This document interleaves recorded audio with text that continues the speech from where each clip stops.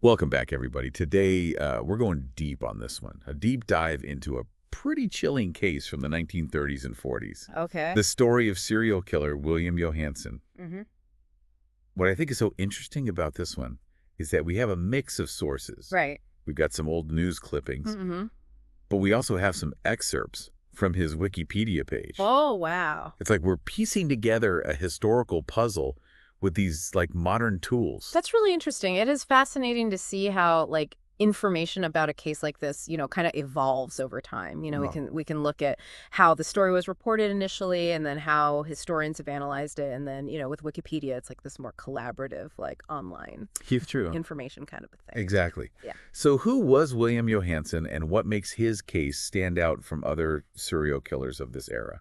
Well, William Johansen, who later used the alias Harry Gordon, was active between 1933 and 1940. And he was convicted of killing 3 women, but there's a possibility he was involved in some other unsolved cases that we'll talk about a little bit later. Okay, red flags already with the alias. Yeah. What can you tell me about his early life? Was there anything that might hint at, this darkness to come? Yeah, so he was born in Denmark in 1905, moved to Massachusetts as a child, and even served in the army briefly. Okay. So, relatively normal stuff at first glance. But then we look at his time in New York City and things start to take a turn. Okay. He bounced around odd jobs, got in trouble for embezzlement, which landed him on probation. And then this is where it gets really unsettling. He got a job at a hospital morgue. A morgue. Yeah. Whoa, that sends shivers down my spine just thinking about it. What was it about that job that was so significant? Well, it seems like it triggered something dark in him. Okay. Johansen developed this morbid fascination with corpses admitted to having urges to cut people, and these urges were intensified by alcohol. Oh my gosh. There are even reports that he confessed to necrophilia. That's disturbing. It's like straight out of a nightmare.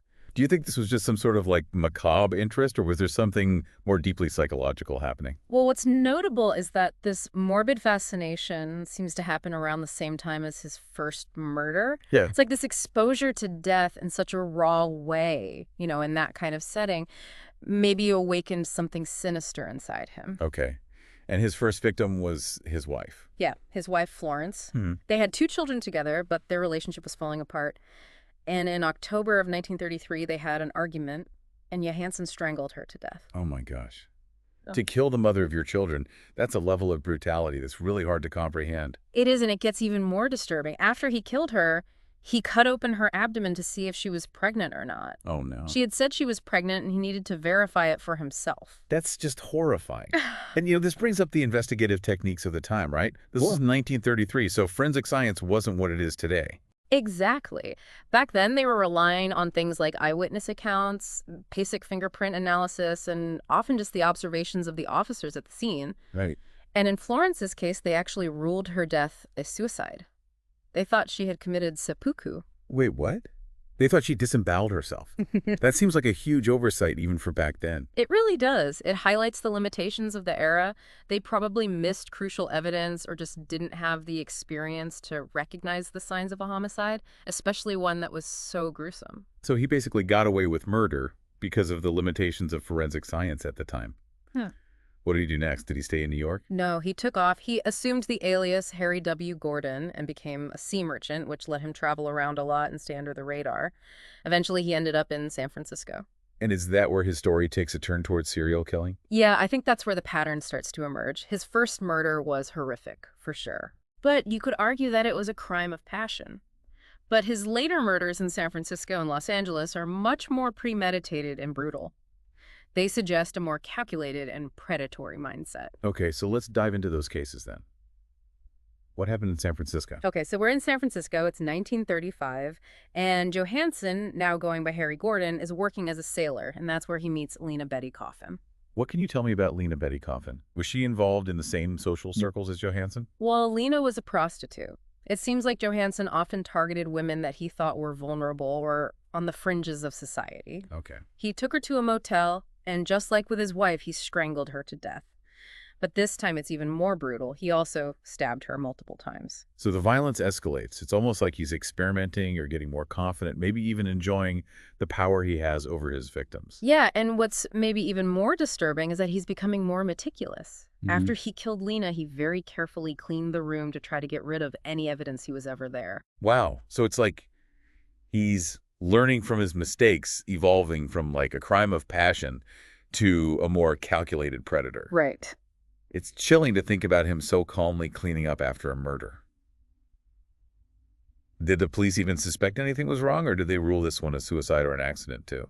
Honestly, the information about the original investigation is a little unclear. Okay. But what we do know is that Johansen didn't stay in San Francisco long. Mm-hmm. He disappeared again. He traveled around working on ships. He even spent some time in the Gulf of Mexico and Texas. Okay.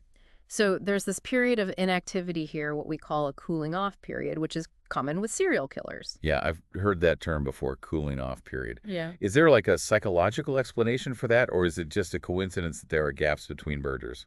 It's definitely not just a coincidence. For some serial killers, the urge to kill comes and goes. It Yeah. kind of builds over time until they can't control it anymore, and then they act out. And after they've released that tension, they go into this cooling off period where they might seem perfectly normal, just blending back into society. So it's not like this constant overwhelming urge to kill. It's more like a cycle. Yeah, a cycle of tension and release. Interesting. And so did he eventually resurface? He did. He shows up in California again, this time settling in Long Beach. Okay. He even gets married again to a woman named Lydia Gordon. He gets married again. Yeah.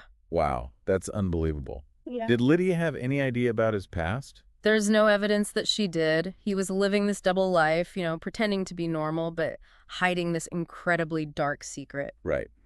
But as we've seen, the urge to kill always comes back. So what happened next? Well, in June of 1940, he met a woman named Irene McCarthy at a bar. And does this bar become the scene of his next crime? It does. He takes Irene back to a hotel room, and while she's sleeping, he strangles her with her own girdle. Strangles her again. It seems like a very personal and intimate way to kill someone. Is there any psychological significance to that? Definitely. Unlike using a gun, which creates distance strangulation, requires you to be right there. Gives the killer a sense of control and domination over the victim. Right. And this time, wasn't there something else? He did something different this time, right? There is another disturbing thing he does this time. After he kills Irene, he cuts off part of her torso. He dismembers her. Was this a new thing for him, or had he done this before? It's the first time we know of him dismembering a victim. It's hard to say for sure why he did it. Yeah. But maybe it was a way to dehumanize the victim, to make it easier for him to distance himself from what he'd done. Uh-huh. Or maybe it was something even more twisted than that. It's scary to think that the crimes keep getting worse. He's more bold and more brutal. Did he even try to hide the evidence this time, or was he getting careless? He still tried to cover his tracks, even though the violence was escalating. Really? He flipped the mattress to hide the blood. He washed himself thoroughly, and then he ran. But this time, his luck was about to run out. So how did they finally catch him? Was it the dismemberment that made the police realize they had a serious problem? Or did they finally figure out he was connected to the other murders? Actually, it was just good old-fashioned detective work and maybe a little bit of luck. They were investigating Irene McCarthy's murder, and they found someone who had seen her at the bar with Johansen. Wow. They knew the alias he was using, Jay Wilkins, and the hotel staff was able to identify him. So they finally knew who he was and what he looked like. What happened when they arrested him? That's where things get really interesting. After his arrest, Johansen confessed to the murders of Lena Coffin and Irene McCarthy, Okay. but then he did something completely unexpected. He also confessed to murdering his wife, Florence, back in New York. He confessed to everything.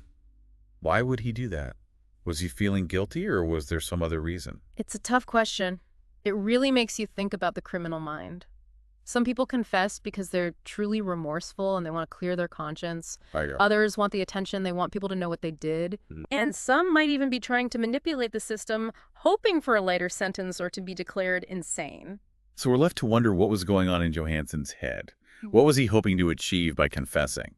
That's what's so fascinating about this case. It's not just about figuring out what he did, but also about understanding the man behind the crimes. And as we dig deeper into his trial and what happened to him in the end, it becomes even more of a puzzle. So he's confessed to all these awful crimes and, like, revealed this whole other life he was living. What happened next? Did he go straight to trial? He did, but there were some unexpected things that happened along the way. At first, he wanted to plead guilty. Really? Yeah, maybe he wanted it to be over quickly, or maybe he wanted the attention, you know? Uh-huh. But his lawyer thought they could use an insanity plea, so he wouldn't let him plead guilty. Okay. So Johansen first pleaded not guilty, and then later changed it to not guilty by reason of insanity. That makes sense, especially considering, like, his mental state and how gruesome the murders were. Do you think he was hoping to avoid the death penalty by claiming he was insane? It's definitely possible. The insanity defense was risky, but it could have meant being sent to a mental hospital instead of being executed. But the things Johansen said and did during the trial didn't really help his case. Like, what did he do things that made it seem like he wasn't actually insane? There's this one really chilling thing he said to the judge during the trial. He said, "I'll kill some other woman if you free me. I'll do it again, sure." Wow. And he was really detached and emotionless throughout the trial. Hmm. So it's hard for people to see him as someone who was mentally ill. Right. Yeah. Wow, that's a crazy thing to say to a judge. It's like he was almost daring them to let him go. Yeah, his lack of remorse and how little he seemed to care about what was going to happen to him was really confusing for everyone involved. Yeah, I bet. So, what did the jury decide? Did they believe he was insane? No, they didn't. He was found sane and convicted of the murders, and he was sentenced to death. And even when he was facing execution, he still didn't seem to care. He said, "I don't give a damn if I go to the gas house. Not much doubt. I'm a menace. Yeah. I've killed 3 women, and I'd probably do it again unless they get me out of the way." Oh my gosh. That's just chilling. It's like he knew he deserved to die and was almost looking forward to it. So did they execute him right away? Yeah, relatively quickly. He was executed in the gas chamber at San Quentin State Prison on September 5, 1941, less than a year after he was convicted. That's pretty fast compared to how long those things take these days. Did they usually execute people so quickly back then? It's hard to say for sure if that was typical, but it definitely wasn't unusual. Back then, capital punishment was a lot more common, and the appeals process wasn't as complicated as it is now. So it seems like they were more focused on punishing people quickly for these types of crimes rather than making sure they got a fair trial. I think that's a fair assessment. And there's another really interesting part of this case that connects to some other crimes that were happening around the same time. Remember how Johansen dismembered Irene McCarthy? Yeah, that was one of the most disturbing parts of the whole thing. Well, because of that, and because all his victims were women, the police started to wonder if he might be connected to some other unsolved cases, especially the Cleveland torso murderer. Oh, wow, the torso murderer. That case is terrifying, and there are still so many unanswered questions about it. Why did they think Johansen might be involved? They were both active around the same time, the 1930s and early 40s, Right. and they both dismembered their victims, a lot of times focusing on the torso. So were they seriously worried that Johansen might have been the torso murderer? It was a possibility they couldn't ignore. He had already confessed to 3 murders and didn't seem to feel bad about it at all. Yeah. They also looked into some unsolved murders in San Diego. Wow. But in the end, they couldn't find any hard evidence that connected Johansen to any of those other crimes. So it's possible that there are even more victims out there that we don't know about. Yeah. And that's what's so scary about cases like this. We might never know everything that Johansen did. It's a scary thought for sure. Well, this has been a fascinating deep dive into the life and crimes of William Johansen. We started with a seemingly ordinary guy who ended up committing some truly horrific acts. Right. And we talked about the justice system back then and the possibility that there might still be unsolved cases out there. Johansen's case gives us a glimpse into how messed up human nature can be and how difficult it was for law enforcement to deal with these kinds of crimes back then. It's a good reminder that even though we've come along in terms of criminal justice and understanding psychology, there are still parts of the human mind that we may never fully understand. It really is. Thank you so much for joining us on this journey into the dark world of William Johansen. I hope you'll come back next time for another deep dive into a true crime case.